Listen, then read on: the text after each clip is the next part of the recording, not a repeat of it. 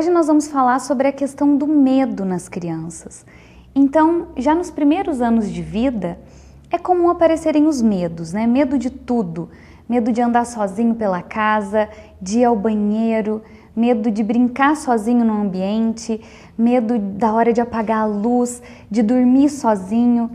E aí, às vezes, os pais ficam super preocupados, sem saber como agir e sem saber o que está acontecendo com o filho. E o que pode estar acontecendo? Então, se a criança é mais nova, em torno de 4, 5 anos, pode ser que ela esteja passando por um processo que toda criança passa de se diferenciar dos outros, de entender que ela é um e o pai e a mãe são outras pessoas. E nesse processo de ter a noção do eu, de se ver como alguém que é separado dos outros, pode ser que essa criança se sinta pequena, insegura, frágil. E aí a única forma que ela encontra de se sentir segura de novo é estando perto do adulto, né? Do pai, da mãe. E é por isso que ela está sempre buscando esse adulto de referência. E quando ela se vê sozinha, quando ela vê que não tem ninguém por perto, ela pode se sentir indefesa. E aí ela entra num estado de aflição, de choro. E como que os pais podem agir em relação a esses medos todos? Primeira coisa é ficar tranquilo diante disso, sabendo que é um processo de amadurecimento da criança. E como que eles podem ajudar? Mostrando para a criança que, ainda que eles não estejam com ela fisicamente, ainda que a criança não veja os pais, eles vão sempre estar com ela aonde ela for, seja por pensamento ou pelo sentimento que une todo mundo. E é possível mostrar isso através de algumas brincadeiras. Por exemplo, o esconde-esconde, brincar de se esconder e depois aparecer.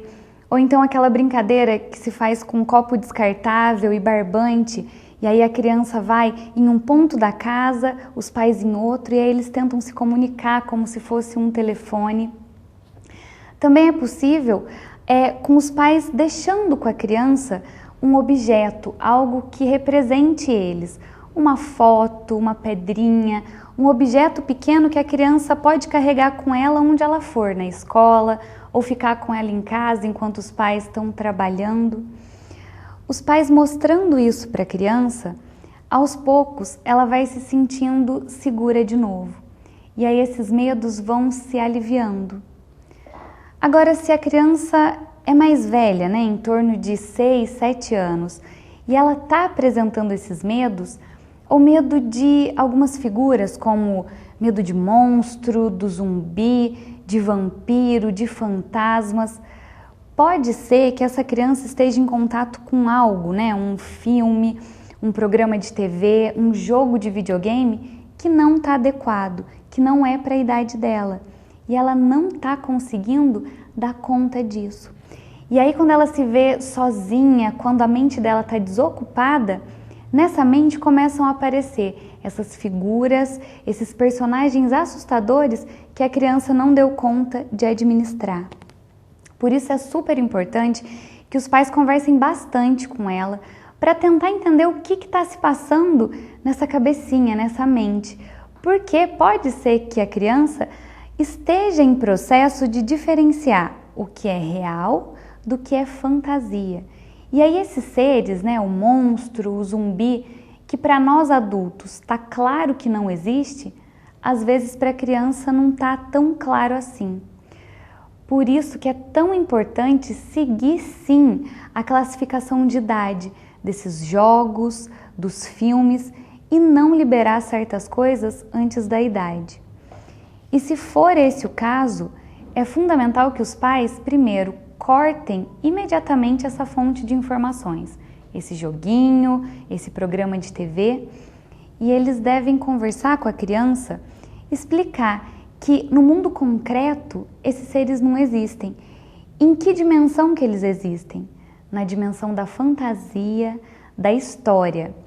E aí os pais podem ajudar a criança da seguinte forma: usar a criatividade junto com eles e criando novas histórias, usando esses personagens que estão assustando a criança, né, o zumbi, o vampiro, mas transformando eles em personagens mais amenos, mais leves, inofensivos mesmo, e usando eles em histórias que sejam engraçadas, que sejam divertidas para a criança, para que dessa forma a criança consiga aliviar na sua mente essas figuras que estão incomodando.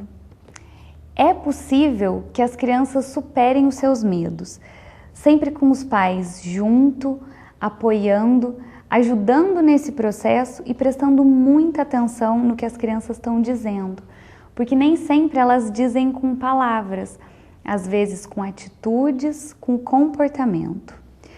Bom, por hoje é só. Nós temos um novo encontro na próxima quarta-feira. Até mais!